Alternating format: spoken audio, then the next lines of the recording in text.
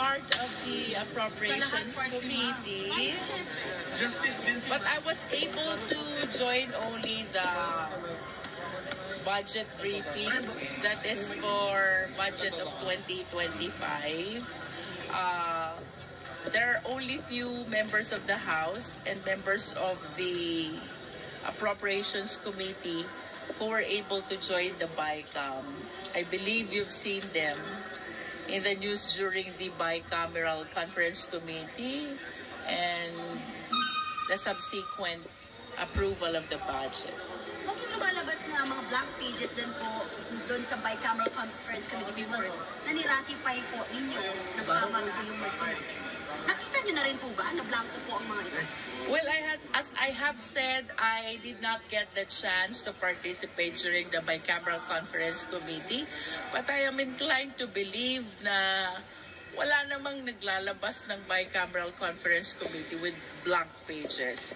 That's what I believe in as far as me as member of the Appropriations Committee is concerned. Si Kong Manuel po nakatanggap po nung bicameral conference committee report that was given po sa mga congressman nung niratify po ito. And kinonfirm po niya na may mga blank po, 14 blanks. Specifically sa DA, marami po iba. Yeah. Well, with that, then I have to look into that, no?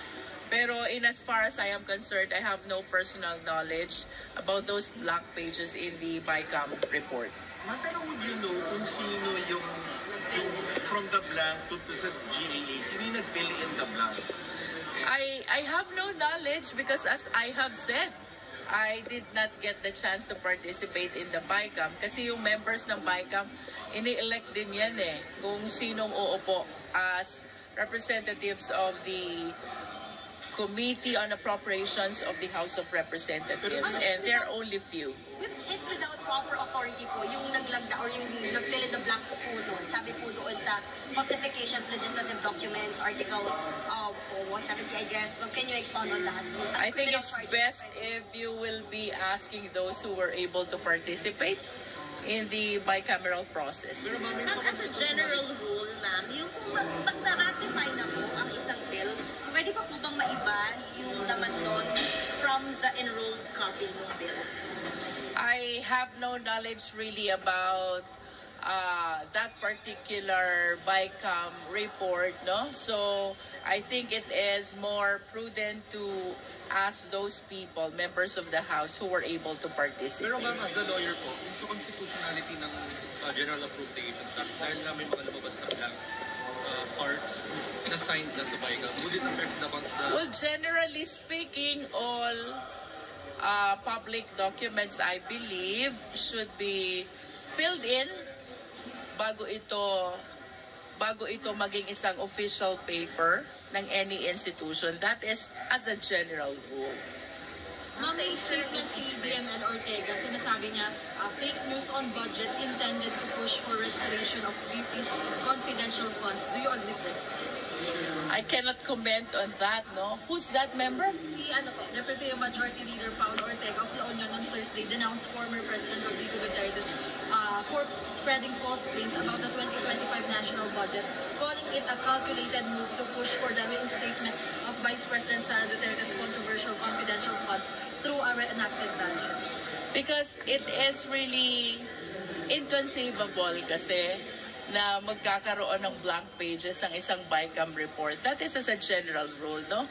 Pero for me who was not able to participate in the BICAM process, I wish to leave it to those members who were able to take part in the bicameral conference committee hearing. Ma'am, pero bilang party ng majority, ano pong assurance nyo sa ating mga kababayan? Kasi yung iba baka nag-worry sila na anong mangyayari sa programs and projects ng gobyerno. Ano pong mensahe nyo as part of majority lang amid all these issues po?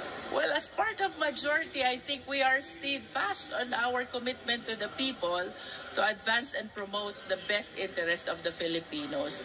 Because that's what you see in the administration naman, di ba? Amid all the issues and struggles that the administration are facing and encountering, hindi naman natitinag ang ating presidente. hindi naman natitinag ang ating administrasyon. I believe that everybody, even the cabinet members, we are all focused on advancing and promoting the best interests of the Filipino people. Ma'am, pero we all know na si Congressman Ugar is connected with the Dutertes. So if in case na he succeeds, are we ending up with a reenacted budget? Succeeds on what? Yung pag-discredit doon I-questionin daw po sa Supreme Court. Well, let's wait until the Supreme Court resolve whatever action or petition he will be filing with the Supreme Court, no? Mahirap mag-comment on something which they have not done yet, no? Let those interested people file the necessary petition or action in the Supreme Court. Tayo naman ay napakataas ng tiwala sa ating hudikatura. I believe that they will resolve it strictly in compliance with our existing rules and laws. Pero far-fetched po ba yung idea ng reenacted budget?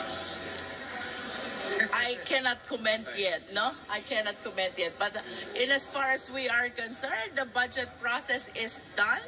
And it is due for implementation already for the benefit of the Filipino people, no?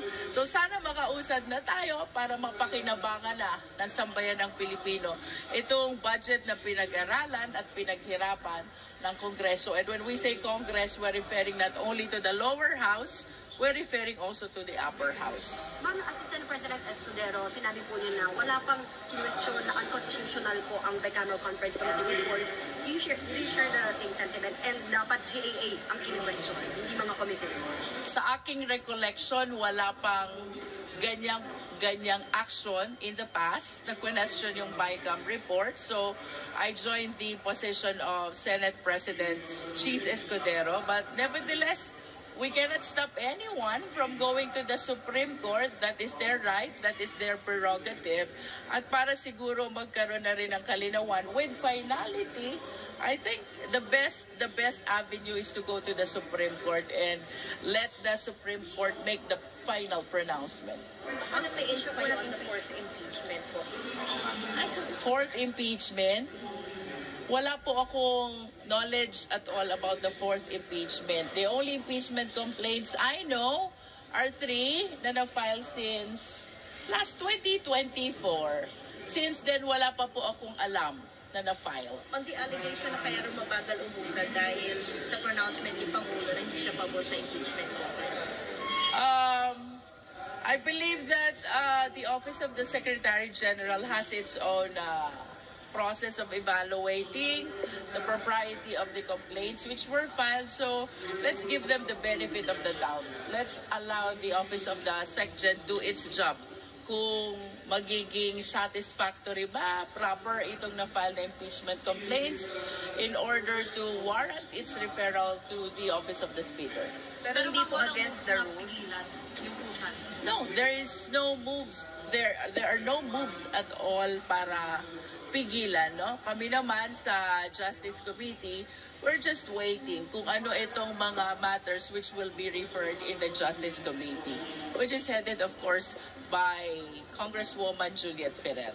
Pero ma'am, hindi against the rules na matulog lang yung impeachment complaint sa Office of the SecGen? I don't think so. I think that the rule is silent with respect to the number of days when the same should be referred to the Office of the Speaker.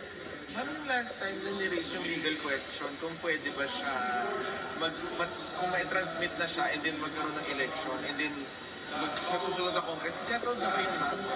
Wala pong nag-raise niyan or nag-elevate niyan sa Supreme Court. So kung wala naman tayong mga ganyang actions with the Supreme Court, I think we will not have an enlightenment or finality with the Supreme Court kung after election ba they're still good for deliberation ng Congress and the Senate.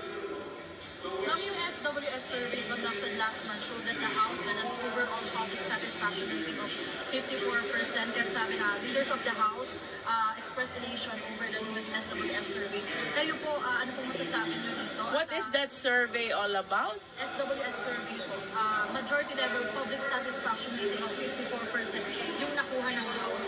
Ano po masasabi niyo dito? At saan niyo kaya... You mean the House of Representatives? Well, in all fairness to our fellow members, ang dami nating na-accomplish na bills at wala tayong mga pending na na administration bills, no? Kasi as part of the majority, of course, we are supporting the initiatives of the leadership. And as far as I know, you heard the speech of Speaker Martin Romualdez last time, lahat accomplished natin, approve lahat ng bills na initiated ng House.